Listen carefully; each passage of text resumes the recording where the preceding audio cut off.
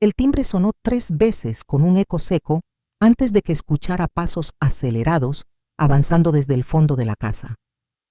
A mis 65 años, ya había sobrevivido a la muerte súbita de mi esposo, a una pobreza que casi nos borra del mapa, a noches interminables donde el silencio era el único interlocutor. Y aún así, nada, absolutamente nada, me había preparado para lo que estaba a punto de ocurrir cuando aquella puerta de madera pulida se abriera de golpe. Marina apareció como una tormenta contenida, con el rostro tenso, los labios apretados y una furia antigua vibrándole en los ojos. Su voz cayó sobre mí como vidrio roto. Otra vez no. Ya te dije que el domingo es para descansar. No puedes venir sin avisar como si esta fuera tu casa. La frase me atravesó el pecho. Ni siquiera alcancé a explicar que solo había venido a devolver el suéter azul de Emiliano, mi nieto de 5 años, el que había olvidado en mi departamento la semana anterior cuando lo cuidé, porque Marina tenía una cita médica urgente. No hubo espacio para palabras, ni disculpas, ni aclaraciones. Nada que pudiera suavizar el filo del momento. Solo vi cómo su rostro se cerraba aún más, como si cargara años de rabia acumulada. Vi sus manos empujar la puerta con una fuerza desmedida.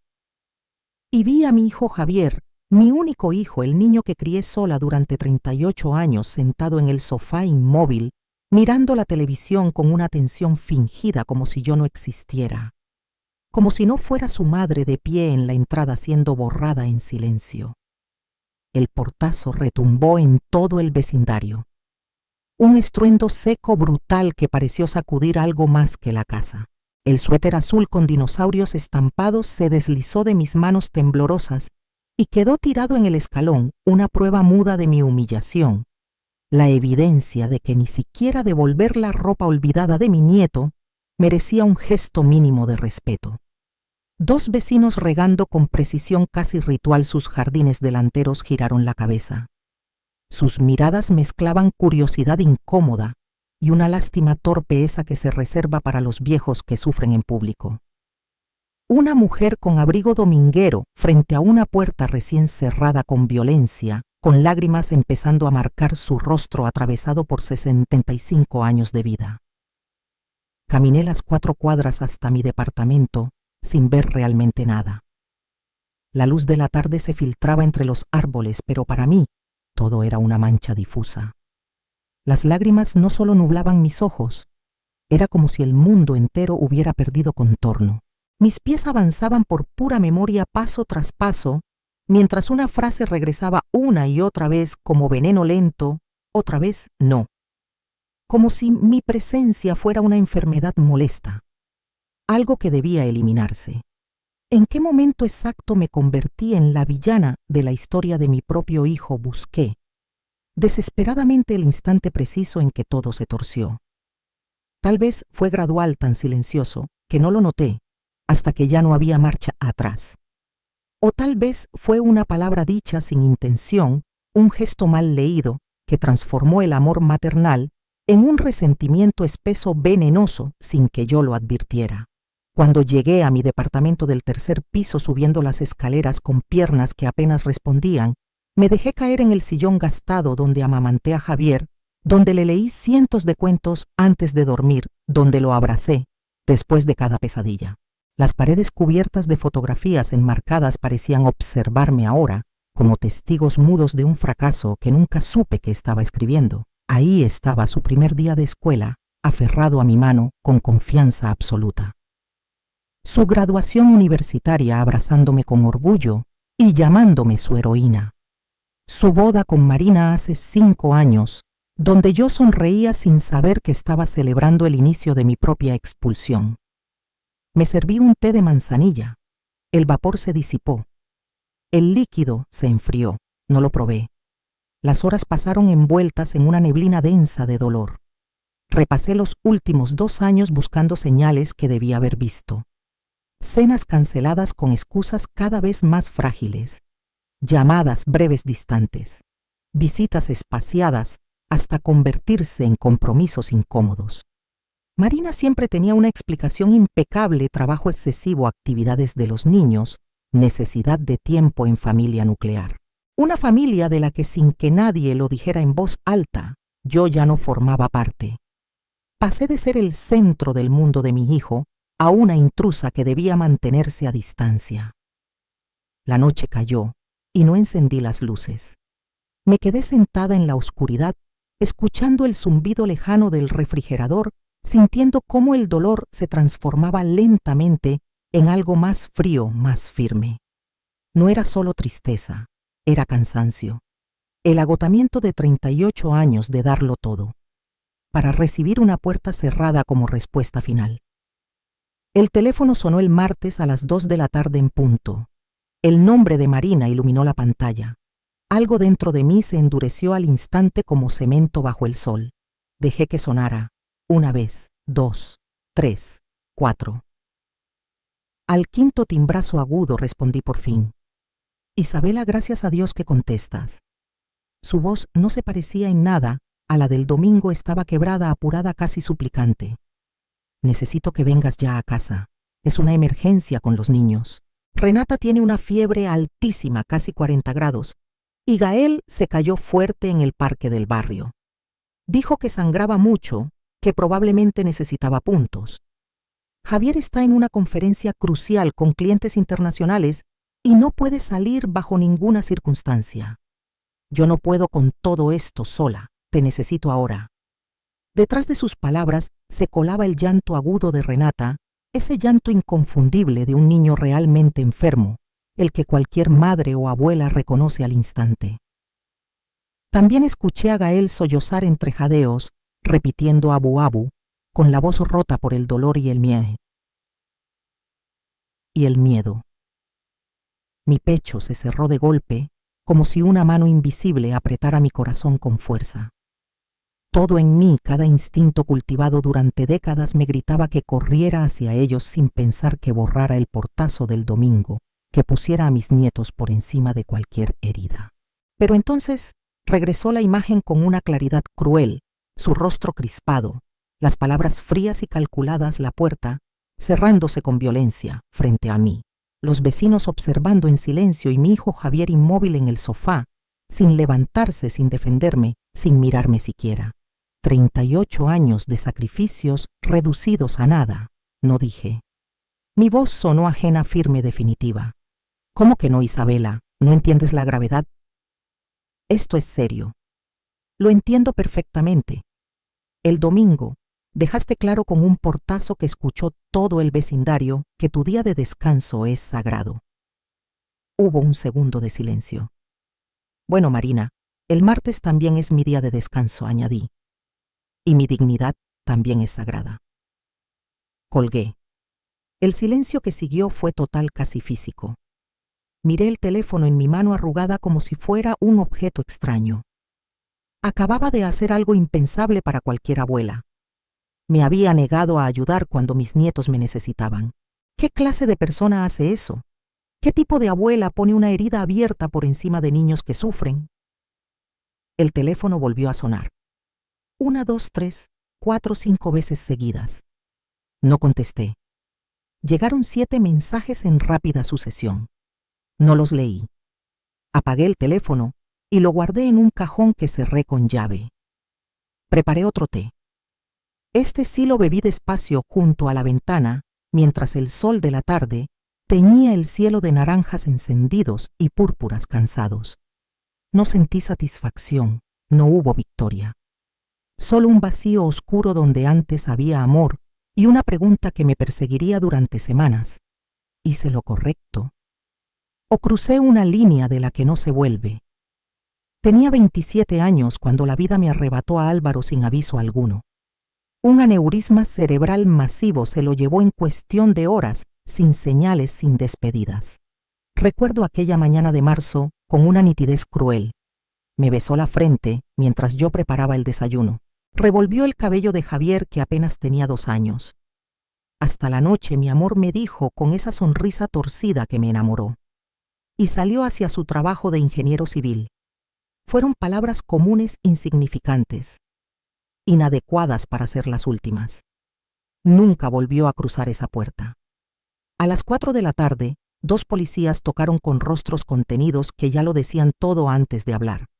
Recuerdo pensar de forma absurda que debía ofrecerles café mientras explicaban con términos médicos que mi esposo había colapsado en su oficina, que lo llevaron al hospital, que hicieron todo lo humanamente posible.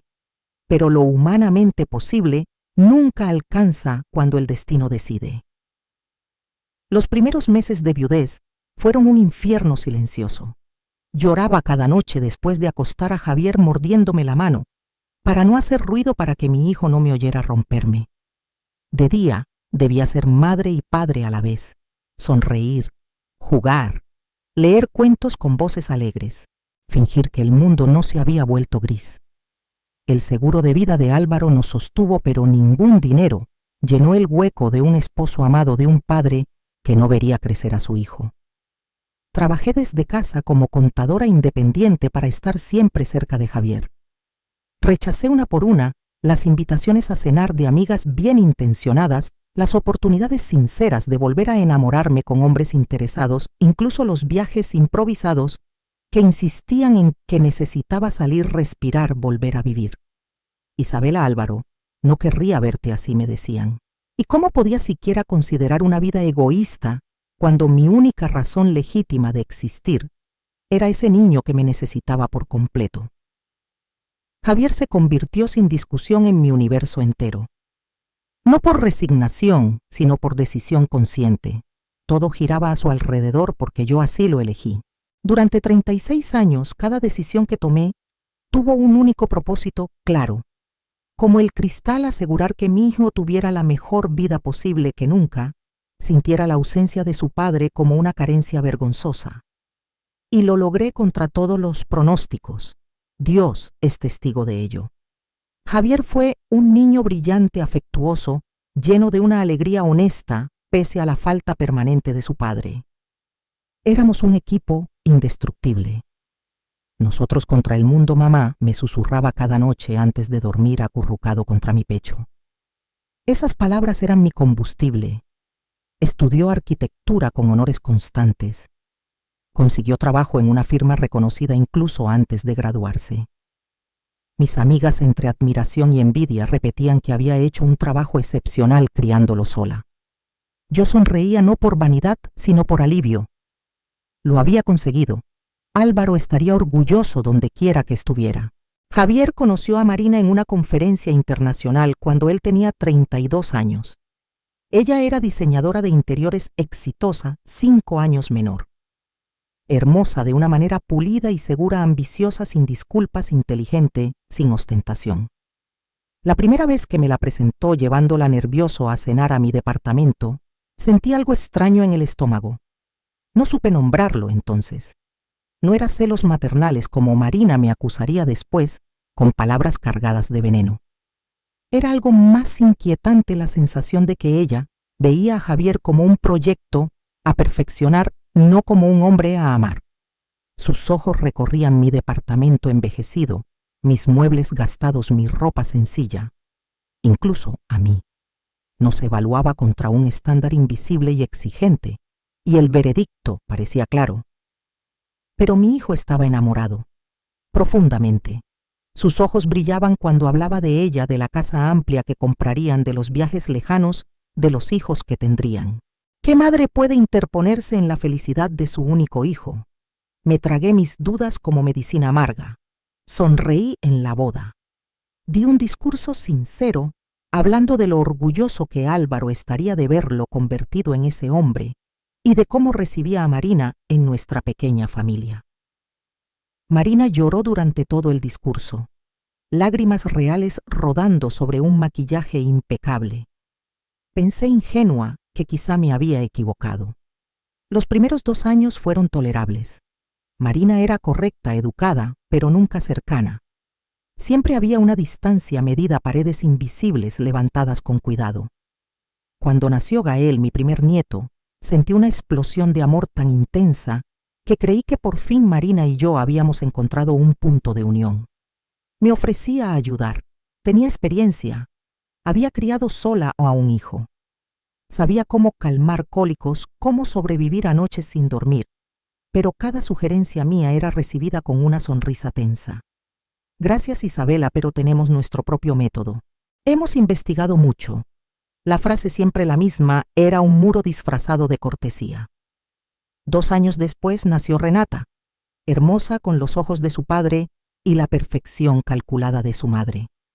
Con ella la distancia dejó de ser lenta y se volvió abrupta. Las visitas pasaron de semanales a mensuales. Algo se cerró definitivamente. Las llamadas se fueron acortando con el tiempo. Se volvieron correctas, distantes, casi burocráticas. Siempre había una explicación razonable bien construida. Los niños estaban enfermos otra vez. Marina necesitaba descansar. Había compromisos familiares imposibles de mover. Javier estaba absorbido por un proyecto arquitectónico crucial. Intenté hablar a solas con Javier una vez hace aproximadamente 1 año. Lo invité a almorzar solo nosotros como antes. Aceptó, pero pasó la mitad del tiempo mirando el teléfono respondiendo mensajes de Marina con una urgencia casi automática. Hijo, siento que te estoy perdiendo, le dije al final con el corazón abierto, vulnerable como nunca. Siento que ya no formo parte de tu vida. Suspiró con esa paciencia cansada que se reserva para los mayores que no entienden. Mamá, no exageres, estamos ocupados. Marina y yo necesitamos nuestro espacio como familia. Ya no eres el centro de mi vida. Eso es normal. Es sano. Sus palabras no fueron gritos. Fueron precisas, frías. Y por eso dolieron más. No quería ser el centro. Solo quería seguir siendo alguien importante. No dije nada. ¿Qué podía decir sin confirmar la imagen de madre posesiva que ya tenía de mí? Lo que nunca le conté a Javier ni a nadie fue la historia de Valeria, mi hermana menor, 3 años más joven, todo lo que yo no era. Espontánea donde yo era cauta.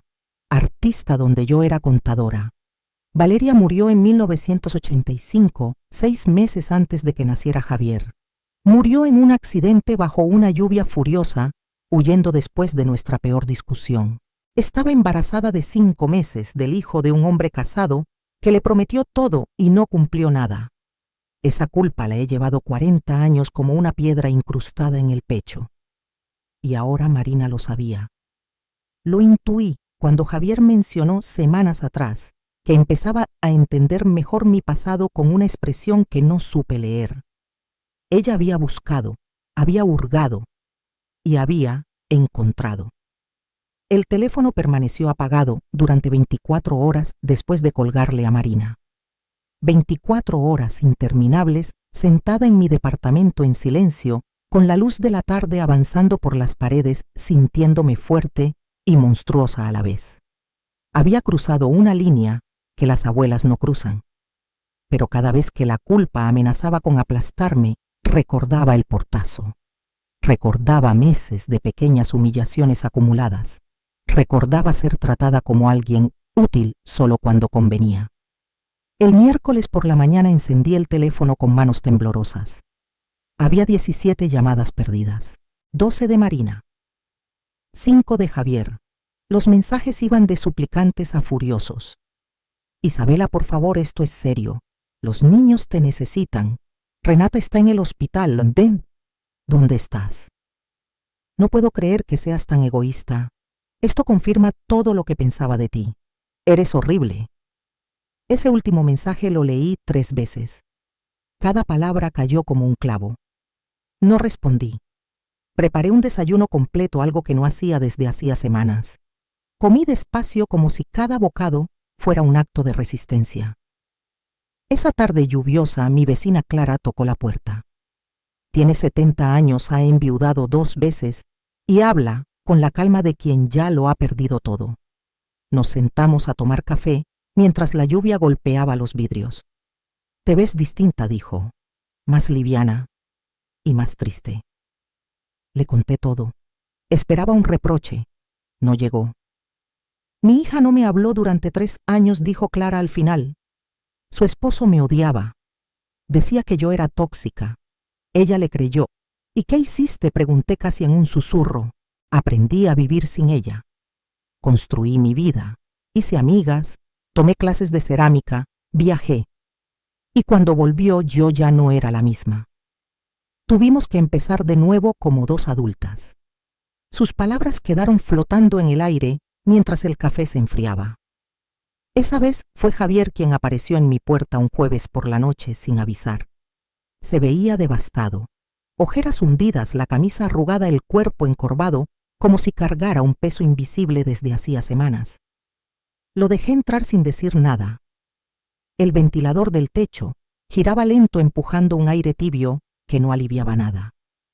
Renata está bien, dijo al fin. Solo fue una infección fuerte de oído. Me alegro, respondí, y lo dije de verdad. Gael necesitó solo 3 puntos en la rodilla. Bien. El silencio se instaló entre nosotros como un tercer cuerpo. Javier se frotaba las manos nervioso. Marina está furiosa contigo, soltó por fin. Dice que esto confirma que siempre has sido egoísta. Levanté la vista. ¿Y tú qué piensas, Javier? Vaciló. No lo sé. Pero necesito que esto se arregle. Mi familia se está rompiendo y tú eres parte del problema. Respiré despacio. No, yo no soy el problema. Tu esposa me cerró la puerta en la cara, tú no hiciste nada. Y yo empecé a construir una vida nueva. Las clases de acuarela eran los martes y jueves por la tarde. Éramos 8 mujeres, todas con historias de pérdidas que no se contaban a la primera. La instructora Lucía tenía 58 años y se reinventó como artista después de un divorcio que casi la destruye. La pintura no miente, decía. Si estás enojada se nota en el trazo. Mis primeros cuadros eran manchas oscuras torpes. Lucía los observaba sin juicio. Hay mucho dolor ahí. Déjalo salir. En el club de lectura conocí a Elena y Sofía. Elena, viuda como yo, viajaba sola con una mochila. Sofía nunca se casó ni tuvo hijos. La sociedad dice que una mujer sin esposo ni hijos está incompleta, decía. Yo soy la persona más completa que conozco. Las llamadas de Javier continuaron. Los mensajes se acumulaban. Mamá, esto ya es ridículo. Marina dice que confirmas que siempre fuiste manipuladora. Los niños preguntan por ti. No respondí. Cada mensaje reforzaba algo doloroso. Mi hijo ya no me veía como una persona con límites y sentimientos propios. Un sábado por la tarde, caminando por el parque, vi a Marina con los niños. Me escondí detrás de un árbol odiándome por la cobardía. Observé a mis nietos desde lejos, con el corazón dividido entre amor y culpa. Deja de castigarte, dijo Sofía apareciendo a mi lado. Te estás rompiendo por dentro. Son mis nietos, susurré. Lo sé, pero ahora también te estás eligiendo a ti. Me miró con firmeza. ¿Sabes cuál fue tu error? Construir toda tu identidad alrededor de ser madre. 3 meses después del portazo me inscribí como voluntaria en el hospital leyendo a pacientes ancianos. Una mujer de 87 años, señora Fernández con Alzheimer, me confundía siempre con su hija. Al fin viniste, me decía. Pensé que me habías olvidado. Un martes, mientras leía en voz alta, vi algo que me heló la sangre. Javier entraba a urgencias cargando a Gael. Mi nieto lloraba desconsolado, el brazo izquierdo en un ángulo imposible. El instinto fue más fuerte que 3 meses de límites. Corrí hacia ellos. Gael me vio primero. ¡Abú! Me duele mucho. Javier me miró con alivio y vergüenza. Se cayó del columpio. Creemos que se rompió el brazo. Marina está con Renata. Tiene fiebre otra vez. Yo no supe qué hacer. Todo lo demás dejó de importar. Gael se lanzó a mis brazos. Está bien, mi amor. Abú está aquí. Las siguientes 4 horas fueron radiografías, médicos, yeso. No me moví de su lado. Javier temblaba sentado a mi lado. Nunca me sentí tan inútil, confesó. Marina siempre maneja estas crisis, pero hoy colapsó. Empezó a llorar sin control. Renata lloraba. Gael sangraba y Marina se sentó en el suelo gritando que no podía más. No pensaba, no reaccionaba. Javier tuvo que salir con Gael solo. Estaba aterrado. Vi a mi hijo no como el hombre distante, sino como el niño asustado que fue. Gael se quedó conmigo esa noche. Lo acosté en mi cama rodeado de almohadas. Me senté en las salas oscuras, en la sala a oscuras. 1 hora después, Javier volvió. Tenía el rostro destruido. Mamá, tengo que decirte algo. Algo que debí decirte hace meses. Su voz temblaba.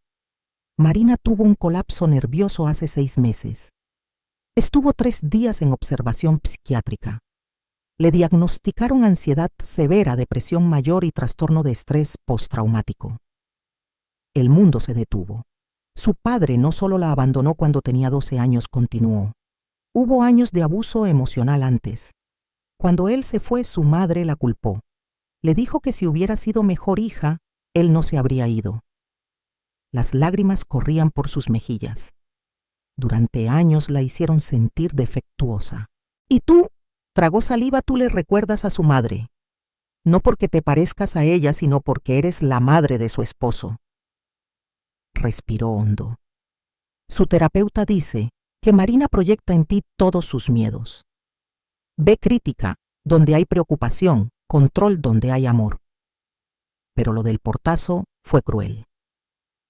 Lo sé. No la excuso. Intento explicarla. Hizo una pausa. Hay algo más. Contrató a un investigador privado hace 1 año para investigar tu pasado. Encontró a Valeria. El nombre de mi hermana muerta flotó en el aire como un fantasma. ¿Por qué nunca me dijiste que tuve una tía? Mi garganta se cerró, porque no pude salvarla. Valeria nació cuando yo tenía 3 años. Crecimos como 2 polos opuestos. Yo era la seria, la de los cuadernos alineados. Ella la de los sueños enormes y las manos manchadas de pintura. Nuestros padres nos comparaban como si eso fuera educación.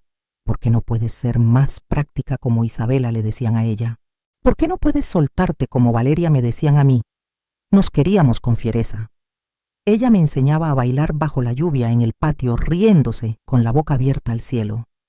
Yo le enseñaba a llevar cuentas, a no perderse en promesas que sonaban demasiado bonitas para ser verdad. El accidente que mató a nuestros padres ocurrió cuando yo tenía 23 y Valeria 20. Un conductor borracho, un impacto seco, una llamada. Se fueron en un instante. De pronto yo era todo lo que ella tenía: hermana mayor, tutora única, familia. La responsabilidad no era un sentimiento, era un peso constante en el pecho. Entonces apareció Camilo Ibarra. 40 años, 18 más que ella. Arquitecto, casado. 3 hijos. La persiguió durante su pasantía en su despacho. Valeria cayó rendida. Hablaba de él con los ojos encendidos. Me entiende el alma, decía. Su matrimonio ya está muerto. Pronto va a elegirme. Yo veía la verdad como se ve un cuchillo en la mesa, sin metáforas. Era un hombre mintiendo con elegancia. Valeria. Los hombres casados que prometen dejar a sus esposas casi nunca lo hacen, le advertí. Tú no entiendes. Él es distinto. Y lo dijo como si yo fuera la que estaba ciega. Cuando quedó embarazada, todo estalló. Camilo exigió que abortara. Valeria se negó, convencida de que el bebé lo obligaría a romper su vida vieja por fin. Nuestras discusiones se volvieron una guerra sin tregua. No va a dejar a su esposa por ti. Te está usando, le repetía. Te estás hundiendo. Eres una amargada, me escupía. Tu vida con Álvaro es aburrida. Tienes envidia porque yo sí encontré amor de verdad. La noche del accidente, abril de 1985, llovía como si el cielo estuviera furioso. Camilo llamó a Valeria diciendo que había dejado a su esposa, que la esperaba en un departamento nuevo. Valeria, con 5 meses de embarazo, empezó a empacar con manos temblorosas de emoción. No vayas, le supliqué. Por favor. Algo no está bien. Ella me miró con una calma cruel, como si ya hubiera decidido que yo era su enemiga. No puedes soportar verme feliz. Despierta, Isabela. Yo di un paso hacia ella. Ese hombre no te ama. Vas a destruirte. La bofetada la llegó sin aviso. Un golpe seco, caliente. Y luego palabras que todavía me despiertan por las noches. Ojalá no fueras mi hermana. Te odio. Ojalá tú hubieras muerto en lugar de nuestros padres. Salió corriendo bajo la lluvia. 3 horas después, la policía tocó mi puerta. Valeria había perdido el control en una curva. El auto se estrelló contra un árbol. Murió al instante. El bebé también. Camilo nunca dejó a su esposa. Cuando fui a buscarlo al día siguiente, la esposa abrió la puerta. Embarazada ella misma, ajena a todo. Tragué el secreto como veneno. A Álvaro solo le dije, mi hermana murió. Nada más. Borré fotos. Guardé sus cosas. Eliminé su nombre de la casa no por olvido, sino porque cada objeto gritaba, no pudiste salvarla. 6 meses después nació Javier. Lo sostuve con una determinación que daba miedo. Este niño sí va a vivir. Este niño no va a caer donde cayó Valeria. Y sin darme cuenta, convertí mi amor en armadura. 40 años después, por fin entendía con Valeria, fui demasiado crítica. Con Javier me fui al extremo contrario. Lo protegí demasiado. Y Marina, con su propio trauma, me miraba a través de una herida antigua. Para ella, yo no era Isabela, era la madre que juzga, controla, castiga. 2 mujeres perseguidas por fantasmas proyectando miedos como si fueran verdades. Gael me llamó desde la habitación. Fui a verlo y le canté las mismas canciones que una vez le canté a su padre con la voz baja para no despertar al edificio. Abu. Mamá está enojada contigo. Le acomodé el yeso, besé su frente. A veces los adultos se lastiman sin querer mi amor, pero tú la quieres, ¿verdad? Él asintió con los ojos pesados. Estamos aprendiendo a entendernos mejor, le susurré. Me quedé despierta hasta el amanecer. La verdad, ya no era un monstruo escondido, era un mapa. Marina y yo nos habíamos vuelto enemigas no por quienes éramos, sino por lo que creíamos ver cuando nos mirábamos. A las 9 de la mañana siguiente, Javier llegó con Marina. Mi corazón se encogió. Marina se veía mal, piel apagada, ojos huecos como si hubiera llorado días enteros y luego se hubiera quedado sin lágrimas. Vine por Gael, dijo sin entrar. Respiré despacio. La casa olía a té y a medicina. Afuera el aire estaba frío como si la ciudad también contuviera el aliento. Pasa, Marina. Necesitamos hablar. No creo que... Creo que sí. Creo que es exactamente el momento. Entraron. Nos sentamos en la sala. Marina no levantaba la mirada. Observaba sus manos como si no fueran suyas. Javier miraba de ella a mí atrapado entre 2 lealtades. Sé que contraté a un investigador, dijo Marina, al fin con la voz raspada. Sé que es horrible. ¿Por qué?, pregunté sin levantar el tono. Ella tragó saliva. Pruebas. Las lágrimas aparecieron como si hubieran estado esperando permiso. Pruebas de que eras como mi madre, controladora, tóxica. Algo que justificara el miedo que siento cada vez que estás cerca. Me incliné apenas hacia adelante. Pero yo nunca te he juzgado, Marina. Ella explotó en un grito quebrado, no de rabia, de desesperación. Lo sé, lo sé. Mi terapeuta me lo repite, que estoy proyectando que tú no eres mi madre. Pero cada vez que ofreces ayuda, yo escucho crítica, porque así sonaba ella. Se cubrió la cara sollozando. Cuando encontré lo de Valeria pensé, ahí está. Pensé que tú arruinaste su vida, que eras capaz de destruir a alguien por corregirlo. Pero luego mi terapeuta me obligó a leer todo, a mirarlo completo. Valeria tomó sus decisiones. Y tú intentaste salvarla, como cualquier hermana. Se quedó un segundo en silencio tragándose el aire, y yo lo retorcí para confirmar mis miedos. Entonces lo dijo todo su padre, haciéndola responsable de su infelicidad, su madre convirtiendo cada conversación en un juicio. Cuando se casó con Javier, estaba aterrada de que yo viera sus grietas y lo empujara a abandonarla. Así que levanté muros, admitió, y cada vez que tú te acercabas, yo lo sentía como un ataque. Javier habló por fin con una voz que parecía venirle de muy adentro. Yo fallé a las 2. Quise ser neutral para mantener la paz, pero mi neutralidad te daba la razón, Marina. Cada vez que no te frenaba cuando eras cruel, te validaba. Se giró hacia mí. Debí defenderte, mamá. Ese domingo, cuando te cerró la puerta, debí decir no. Debí decir, ella es mi madre y merece respeto. El silencio que siguió fue distinto, no era vacío. Era proceso. Miré a Marina. Marina, yo no soy tu madre, y tú no eres Valeria. Sentí la culpa antigua moverse dentro de mí como un animal herido. Yo cargué 40 años pensando que la maté con mis palabras. Pero la verdad es otra. Valeria tomó sus decisiones. Yo no la maté. ¿Y tú? Tú no hiciste que tu padre se fuera. Me incliné hacia adelante sin agresión, pero sin bajar la mirada. Y lo que hice aquel martes no fue venganza. Fue decir por primera vez merezco respeto. No puedo ser llamada solo cuando soy útil. Eso no es familia. Marina asintió llorando con una vergüenza que ya no venía armada de orgullo. Lo sé. Y lo siento. Lo siento por todo. Marina se arrodilló frente a mí. La luz tibia de la mañana caía oblicua por la ventana y dibujaba sombras largas en el piso como si el tiempo se estirara para dejarnos hablar. Podemos intentar empezar de nuevo, dijo. Conocernos de verdad. Esta vez. Le tomé las manos. Estaban frías, temblorosas. Podemos intentarlo, respondí, pero el perdón es un proceso, no un instante. Habrá días en los que recordaré ese portazo. Necesito que tengas paciencia, lo prometo. Nos abrazamos. No fue un abrazo de película, fue torpe humano, con la respiración quebrada y el cuerpo aprendiendo a confiar. Javier nos miraba con un alivio tan profundo que casi daba pena.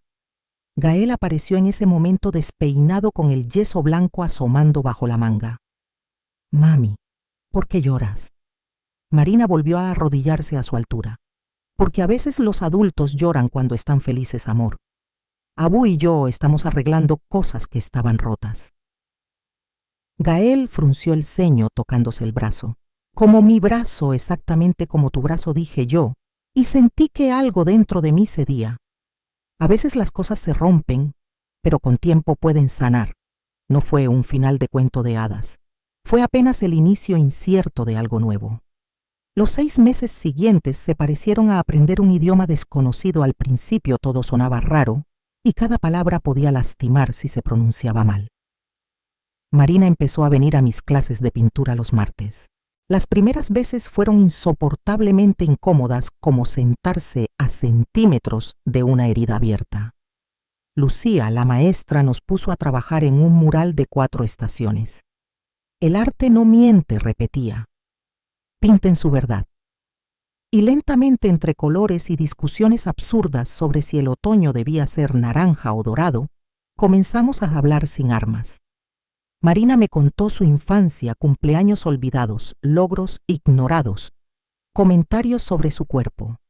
Nunca era suficiente, dijo con una voz que quería sonar firme y no pudo. No importaba qué tan perfectas fueran mis notas. Siempre había algo mal, y cuando mi papá se fue solo, confirmó que era mi culpa. Yo le hablé de Valeria, con detalles que jamás había dicho en voz alta. Cómo la envidiaba en secreto, cómo nuestros padres nos enfrentaban con comparaciones, cómo su muerte encendió mi miedo más viejo, soltar el control y perderlo todo. Cuando intenté salvarla, admití, no fue solo amor, también fue ego. Si ella se destruía por impulsiva, significaba que mi forma de vivir era la correcta. Marina dejó el pincel en el borde del vaso y me miró como si por fin viera a la persona detrás del papel de suegra. Por eso sobreprotegiste a Javier. Asentí.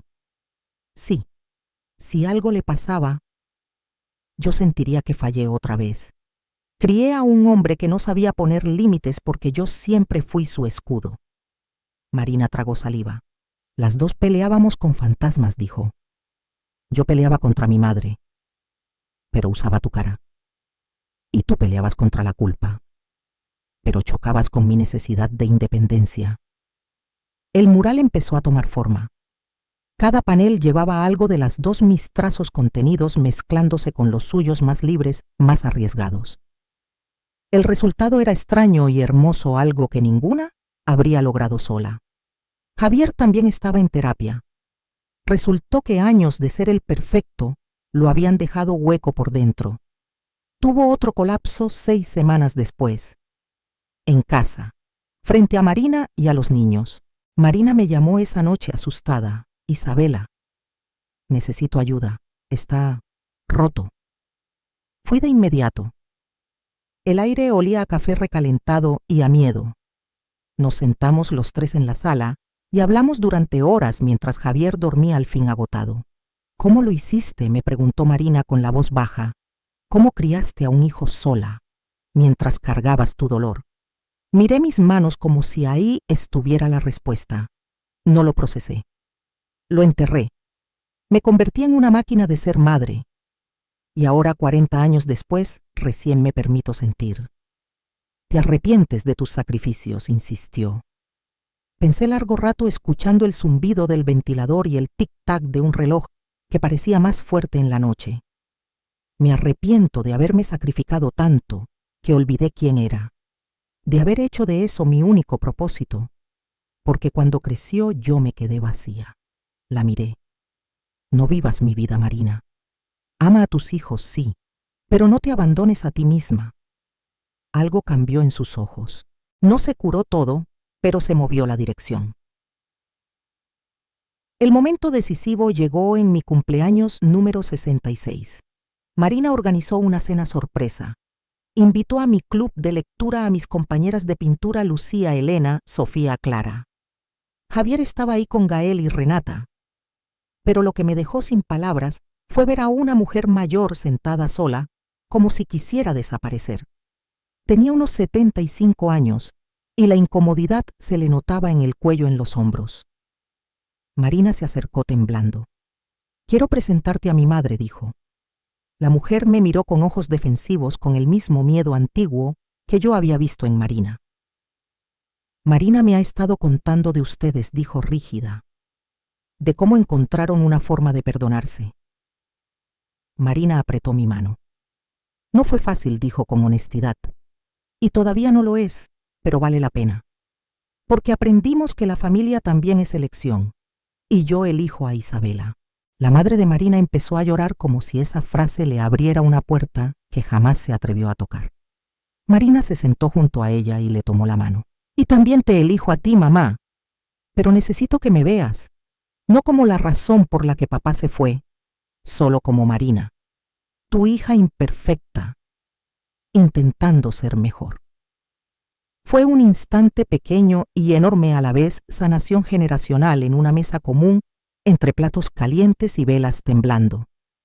Gael se subió a mi regazo. «Abú, sigues siendo la mejor Abú del mundo». Le besé el pelo. «Siempre mi amor».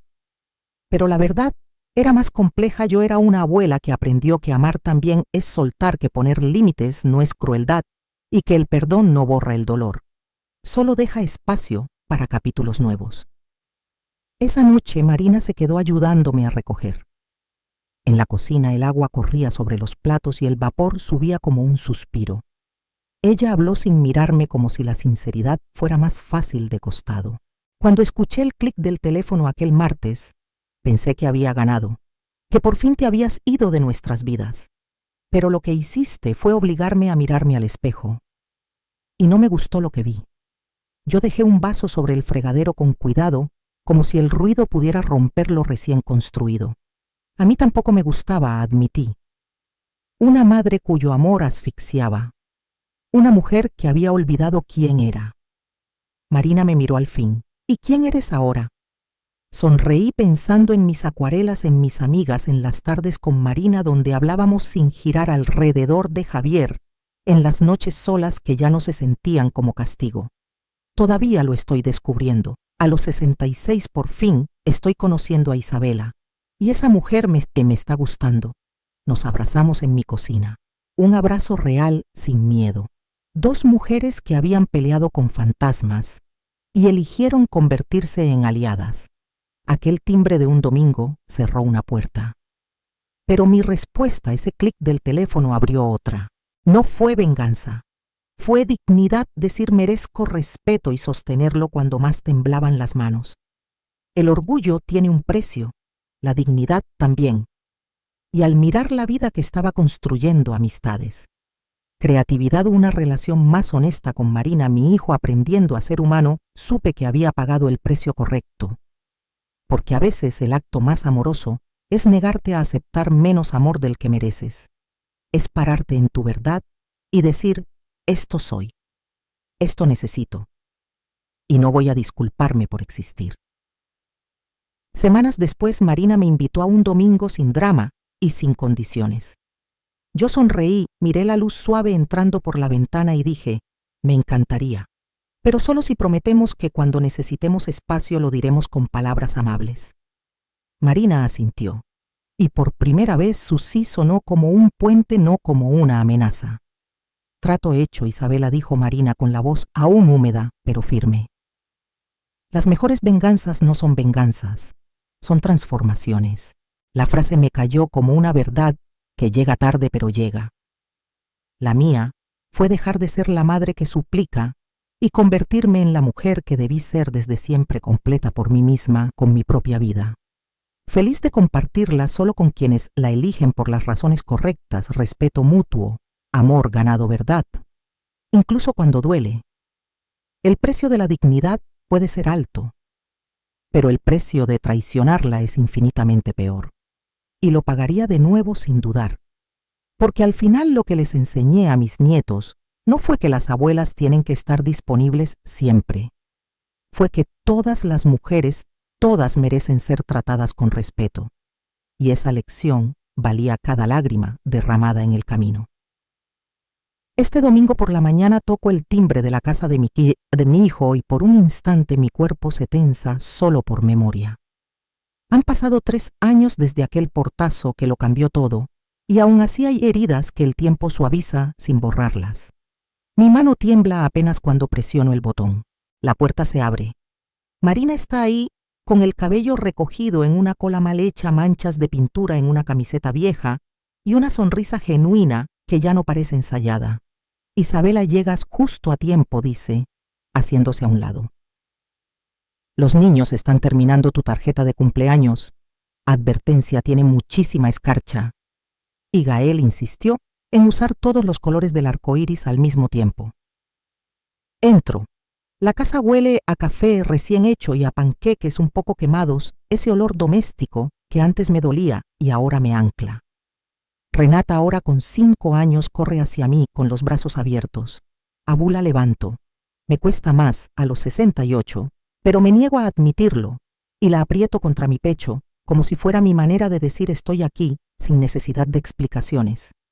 ¿Trajiste tus pinturas?, pregunta urgente.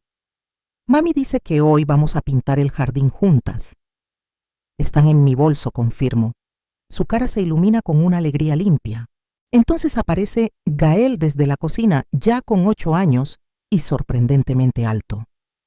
Sostiene una tarjeta cubierta con suficiente escarcha como para competir con cualquier espectáculo exagerado.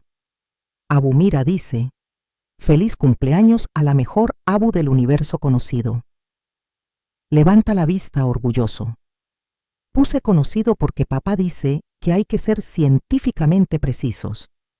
Me río y siento que las lágrimas se asoman, pero esta vez son suaves, sin veneno. Es perfecta, digo. Es la tarjeta más científicamente precisa que me han dado en la vida. Javier sale del estudio cerrando su laptop, un gesto pequeño que hace 3 años habría sido impensable. Él también cambió, más presente, más consciente, más capaz de poner límites al trabajo y a sí mismo. La terapia lo transformó de maneras que todavía me sorprenden.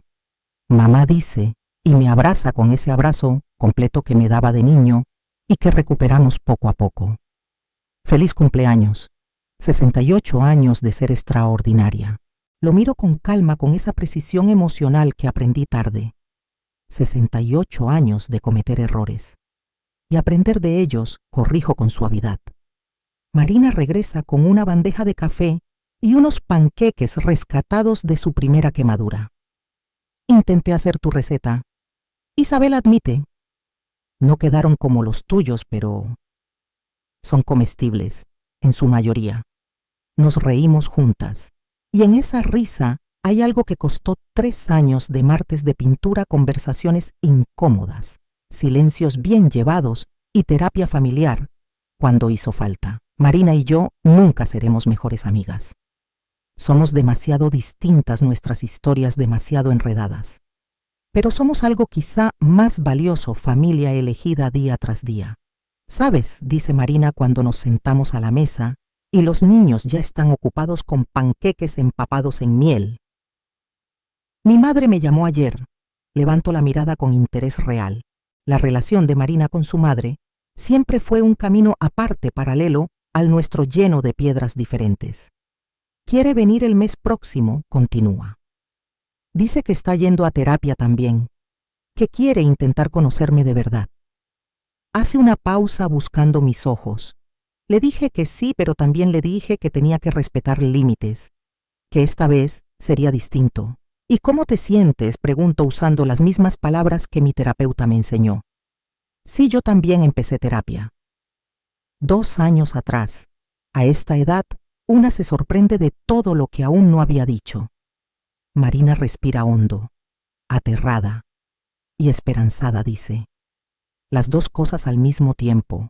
Sonríe con esa vulnerabilidad que antes escondía detrás del control. Pero tú me enseñaste algo, Isabela, que poner límites no es crueldad, que puedes amar y aún así exigir respeto, que perdonar no significa olvidar, ni permitir que lo dañino siga igual. Javier toma la mano de Marina. Y tú me lo enseñaste a mí también, mamá, dice. Cuando colgaste ese teléfono hace 3 años pensé que eras egoísta. Ahora entiendo que eras valiente. Nos estabas enseñando que incluso las abuelas, incluso las madres, incluso las mujeres mayores merecen dignidad. No fue fácil, lo digo sin adornos. Hubo noches en las que me odié. No por ellos, por mí. Por dudar si había sacrificado a mis nietos por orgullo. Pero no lo hiciste, interrumpe Marina firme. Sacrificaste una paz falsa por la posibilidad de algo real. Y mira dónde estamos. Miro alrededor de la mesa Renata con chocolate en la cara, ajena a lo adulto pero segura en el amor que la rodea. Gael revisando su tarjeta para que la escarcha no se desprenda.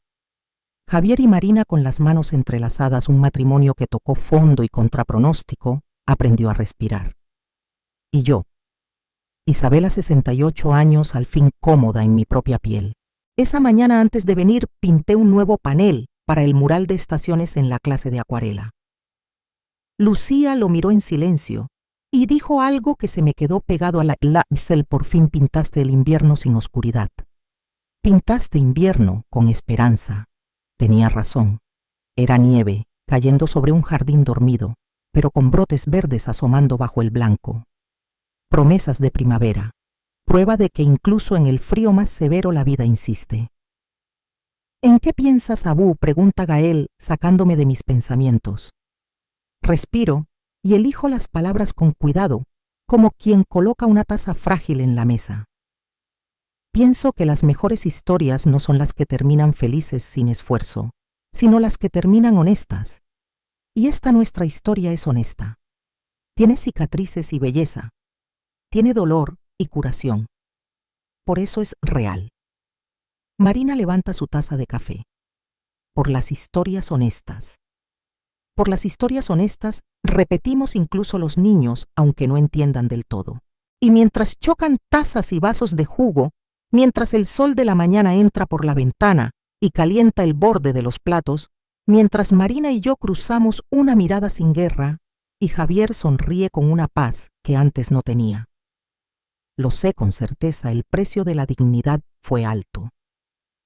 Pero lo que compró respeto mutuo, amor verdadero, una familia construida sobre verdad y no sobre obligación, valió cada noche de insomnio.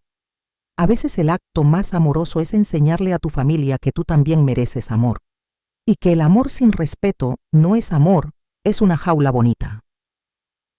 Semanas después, Marina me invitó a otro domingo sin drama, sin condiciones.